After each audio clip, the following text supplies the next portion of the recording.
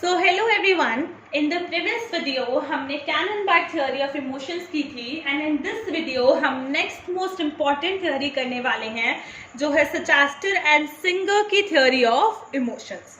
तो अब सचास्टर and Singer की थ्योरी ऑफ इमोशंस क्या कहती है? तो हमने अभी तक ये तो देख लिया कि फिजियोलॉजिकल चेंजेस और फिजियोलॉजिकल अराउजल कितना ज्यादा जरूरी है इमोशंस के अंदर। ठीक है कि अगर हमारे इमोशंस अगर हो रहे हैं तो हमारे साथ साथ कोई ना कोई फिजियोलॉजिकल चेंजेस जरूर होते हैं। हमारी हार्ट बीट, हमारा ब्लड प्रेशर, हमारा टेम्परेचर और हमारा स्वेटिंग अगर होती है, यानी कि बहुत सारे फिजियोलॉजिकल चेंजेस साथ साथ होते हैं जब भी हम कोई इमोशन एक्सपीरियंस करते हैं। ठीक है, तो जो सचास्टर एंड सिंगर की थ्योरी है वो भी यही बात कह रही है कि बिना फिजियोलॉजिकल चेंजेस के आपका जो इमोशन है वो इनकम्प्लीट है। लेकिन जो सचास्टर एंड सिंगर की थ्योरी है वो एक अपनी थ्योरी में काफी एक इम्पॉर्टेंट फैक्टर की बात करती है which is known as cognition. तो इसकी जो थ्योरी है this theory is also known as cognitive labelling theory and also it is known as two factor theory. तो अब जो सचास्टर एंड सिंगर की थ्योरी है वो क्या है? तो जो सचास्टर एंड सिंगर है वो ये कहते हैं कि हमारा इमोशन कॉग्निशन और हमारे फिजियोलॉजिकल अराउजल के बिना बिल्कुल इनकम्प्लीट होता है। ऑब्वियसली सी बात है कि जब भी हम कोई इमोशन एक्सपीरियंस करते हैं उसके पीछे हमारी कोई वजह होती है। अगर हम गुस्से में होते हैं तो कोई वजह होती है, हम खुश होते हैं तो भी कोई रीजन होता है, अगर हम दुखी होते हैं तो भी रीजन है, अगर हम सरप्राइज्ड हैं तो भी रीजन है, एक्साइटेड हैं, हैप्पी है, डरे हुए हैं। तो मतलब हर एक इमोशन जब एक्सपीरियंस कर रहा है, हर एक इमोशन के पीछे कोई ना कोई कॉग्निशन या फिर कोई ना कोई कॉग्निटिव लेवल और रीजन जरूर है।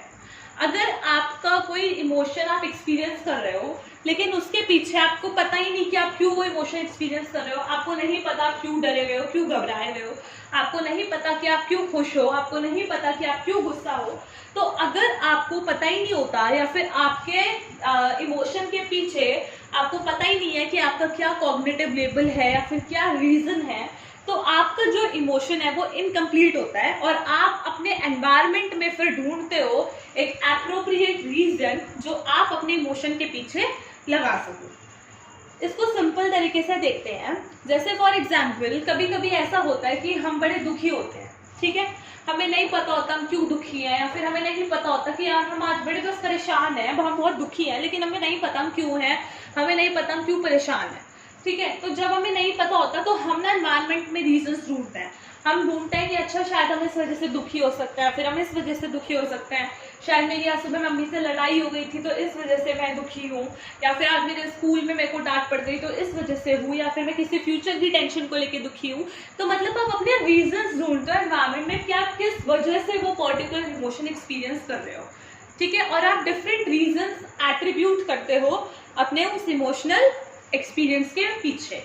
ठीक है, और अगर आपको पता होता है कि आप वो इमोशन क्यों एक्सपीरियंस कर रहे हो, क्या कॉग्निशन है यानी कि क्या रीजन है उसके पीछे, तो फिर सही है। ठीक है, तो अब सचास्टर एंड सिंगर की थ्योरी क्या कहती थी? His theory emphasized the importance of cognitive factors in determination of emotions. Attribution behind emotions are very important. If people do not find any cause or reason behind emotional response, they search an environment for the reason and the cause to be attributed behind the particular emotion which they are experiencing.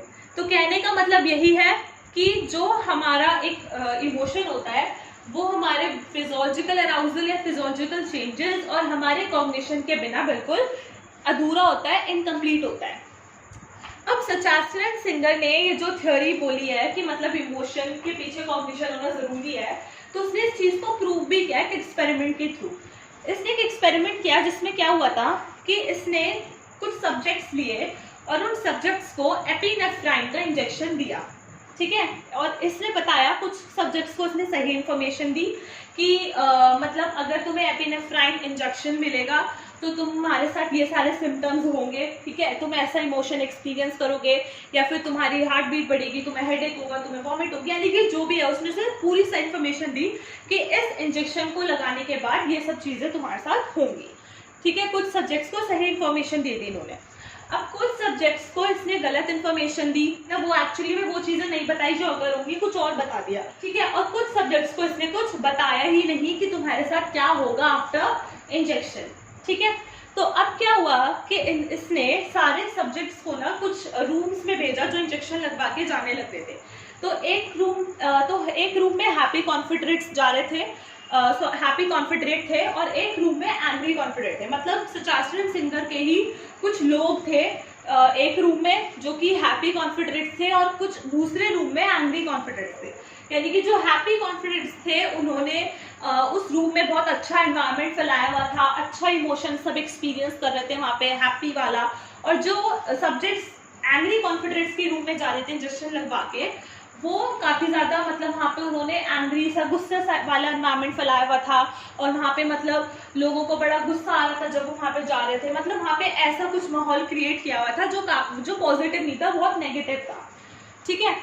तो अब क्या हुआ कि जब injection लगाने के बाद लोगों को भी सारे सिम्टम्स हुए, तो अब जो कुछ लोग जिनको सही इंफॉर्मेशन दी गई थी कि तुम्हारे साथ ये सारे सिम्टम्स होंगे जब तुम ये इंजेक्शन लगवाओगे, कि मतलब तुम्हारे को हेडेक होगा या ब्लड प्रेशर बढ़ेगा, और कुछ सब्जेक्ट्स को इसने गलत इन्फॉर्मेशन दी, ठीक है।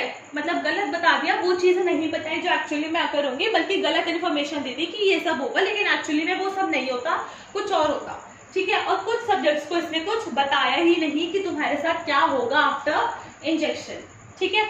तो अब क्या हुआ कि इसने सारे सब्जेक्ट्स को ना कुछ रूम्स में भेजा जो इंजेक्शन लगवा के जाने लगते थे। तो एक रूम में हैप्पी कॉन्फिडरेट थे, और एक रूम में एंग्री कॉन्फिडरेट थे। मतलब सचास्टर एंड सिंगर के ही कुछ लोग थे एक रूम में जो कि हैप्पी कॉन्फिडरेट थे, और कुछ दूसरे रूम में एंग्री कॉन्फिडरेट थे। यानी कि जो हैप्पी कॉन्फिडेंस थे उन्होंने उस रूम में बहुत अच्छा एनवायरनमेंट फैलाया हुआ था, अच्छा इमोशन सब एक्सपीरियंस कर रहे थे वहाँ पे, हैप्पी वाला। और जो सब्जेक्ट्स एंग्री कॉन्फिडेंस के रूम में जा रहे थे इंजेक्शन लगवा के, वो काफी ज्यादा मतलब वहाँ पे उन्होंने एंग्री सा गुस्से वाला एनवायरनमेंट फैलाया हुआ था, और वहाँ पे मतलब लोगों को बड़ा गुस्सा आ रहा था जब वो वहाँ पे जा रहे थे। मतलब वहाँ पे ऐसा कुछ माहौल क्रिएट किया हुआ था जो पॉजिटिव नहीं था, बहुत नेगेटिव था, ठीक है। हाँ, तो जिन सब्जेक्ट्स को सही इन्फॉर्मेशन दी गई थी कि अगर तुम ये इंजेक्शन लगवाओगे तो तुम्हारे साथ ये सारे फिजियोलॉजिकल चेंजेस होंगे, या फिर तुम ये वाला इमोशन एक्सपीरियंस करोगे, तो उन्होंने तो सही रीजन एट्रीब्यूट कर लिया अपने इमोशन के पीछे। यानी कि उन्होंने तो कहा कि हाँ ठीक है, हमें यही बताया गया था कि इंजेक्शन लगवाने के बाद ऐसा ऐसा इमोशन एक्सपीरियंस करोगे, और मतलब तुम ऐसे फिजियोलॉजिकल चेंजेस तुम्हारे अंदर आएंगे। तो उन्होंने अपने उस इमोशन और अपने फिजियोलॉजिकल अराउजल के पीछे वो वाला रीजन एट्रीब्यूट कर लिया। लेकिन जो अनइन्फॉर्म्ड सब्जेक्ट्स थे, यानी कि जिनको सचास्टर सिंगर ने बताया ही नहीं था कि तुम्हारे साथ क्या होने वाले इंजेक्शन लगवाने के बाद, या फिर जो वो वाले सब्जेक्ट्स थे जिनको गलत बताया गया था कि मतलब तुम्हारे साथ ये होगा, लेकिन एक्चुअली में उनके साथ वो नहीं होगा, उनको गलत इन्फॉर्मेशन दी गई थी। तो वो सारे सब्जेक्ट्स तो थे, उनको समझ नहीं आया कि हमारे साथ ये इमोशन हम क्यों एक्सपीरियंस कर रहे हैं, या फिर हमारे साथ ये फिजियोलॉजिकल चेंजेस क्यों हो रहे हैं, क्योंकि उनको कुछ को गलत इन्फॉर्मेशन दी गई थी और कुछ को तो बताया ही नहीं था कि तुम्हारे साथ क्या होगा। तो अब उन्हें नहीं पता था कि हमारे साथ ऐसा सब क्यों हो रहा है। तो अब उन्होंने अपने एनवायरनमेंट में रीजन ढूंढा कि हम ये पर्टिकुलर इमोशन या फिर ये फिजियोलॉजिकल चेंजेस क्यों एक्सपीरियंस कर रहे हैं। तो जब उन्होंने अपने एनवायरनमेंट में ये चीज ढूंढने की कोशिश करी, तो तब उन्हें समझ आया कि अच्छा, हम तो हैप्पी कॉन्फिडरेट्स से मिलके आ रहे थे, तो इस वजह से हम हैप्पी इमोशन एक्सपीरियंस कर रहे हैं, और इस वजह से हम बड़े खुश हैं और हमारे साथ ये फिजियोलॉजिकल चेंजेस हो रहे हैं। और कुछ लोग जो एंग्री कॉन्फिडरेट से मिलकर आ रहे थे, उन्होंने ये रीजन एट्रीब्यूट किया कि अच्छा, हम तो एंग्री कॉन्फिडरेट से मिलकर आ रहे थे, फिर हम ऐसे रूम में से आ रहे थे जहाँ पे बड़ा नेगेटिव और एंगर वाला माहौल था, जिसकी वजह से हमें भी ये इमोशन हम एक्सपीरियंस करने लगे और हमारे साथ ये फिजियोलॉजिकल चेंजेस हुए कि हमारी heart beat, blood pressure, temperature बढ़ गया। तो यानी कि जिनको गलत इन्फॉर्मेशन दी गई थी और जो अनइन्फॉर्म्ड सब्जेक्ट्स थे, उन्होंने अपने एनवायरनमेंट में ढूंढा रीजन अपने इमोशन के पीछे, ठीक है। और फिर उन्होंने देखा कि अच्छा, हम तो शायद हैप्पी कॉन्फिडरेट्स के रूम में से आ रहे थे, या फिर हम एंग्री कॉन्फिडरेट्स के रूम में से आ रहे थे, इस वजह से हम ये पर्टिकुलर इमोशन एक्सपीरियंस कर रहे हैं, ठीक है। तो कहने का मतलब ये है सचास्टर सिंगर का कि जब हमें रीजन नहीं पता होता, या फिर हमारे कोई इमोशन के पीछे कॉग्निटिव लेवल नहीं होता, तो हम अपने एनवायरनमेंट में उस रीजन को, उस कॉग्निटिव लेवल को ढूंढते हैं, जिससे कि हम वो अपने इमोशन के पीछे एट्रीब्यूट कर सके, ठीक है। इसको कोई एक और एग्जाम्पल से समझते हैं। जैसे फॉर एग्जाम्पल दो लोग हैं, ठीक है, दोनों लोग ना ड्रग्स लेते हैं, लेकिन उन दोनों को अब ड्रग्स क्विट करनी है, ठीक है। तो अब एक ने तो पढ़ा हुआ है कि जो ड्रग्स क्विट करूँ, अगर मैं ड्रग्स क्विट करूंगा तो मेरे को ये सारे साइड इफेक्ट्स होंगे या फिर मेरे को बाद में आफ्टर सिम्टम्स ये सारे होंगे, ठीक है। एक ने तो इस चीज के बारे में पढ़ लिया कि अगर मैं ड्रग क्विट करूंगा तो मेरे साथ ये सारी चीजें होने वाली है, मेरे को बहुत ये वाला इमोशन एक्सपीरियंस करूंगा मैं, या फिर मेरे साथ ये फिजियोलॉजिकल चेंजेस होंगे। लेकिन दूसरा जो था, जो ड्रग एडिक्ट था, जो ड्रग छोड़ने वाला था, उसने इस सब चीजों को नहीं पढ़ा, उसको नहीं पता था, वो अनअवेयर था, या फिर उसको ये इन्फॉर्मेशन नहीं थी कि अगर मैं ड्रग क्विट करूंगा तो मेरे साथ ये फिजियोलॉजिकल चेंजेस होंगे या फिर मैं ये वाला इमोशन एक्सपीरियंस करूंगा। तो जब दोनों ने ड्रग्स क्विट करी तो एक जिसने सब कुछ पढ़ा हुआ था, जिसको पूरी इन्फॉर्मेशन थी कि क्या क्या होने वाला है आफ्टर क्विटिंग, तो उसने सही रीजंस एट्रीब्यूट करे अपने इमोशन और फिजियोलॉजिकल चेंजेस के पीछे।